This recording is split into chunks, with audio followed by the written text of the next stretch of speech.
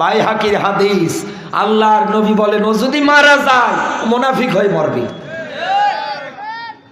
মুনাফিক হয়ে মরলে যাওয়া লাগবে কোথায়? সবাইকে বলা লাগবে। এটা কি আমার কথা? কার কথা? ইন্নাল মুনাফিকিনা ফিদ দারকিল আসফালি মিনান নার।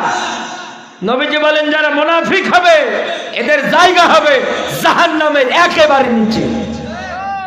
সাহাবীরা প্রশ্ন করলেন, ইয়া রাসূলুল্লাহ, জাহান্নামের নিম্নতম স্তর বলতে কি বোঝায়?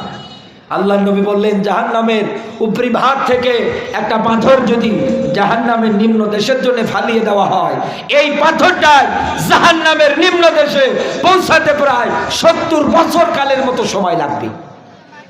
আর ওই জায়গায় জায়গা হবে কাদের? কথা বলে না কেন? আরো জোরে বলেন, কাদের? যারা মুনাফিক তাদের।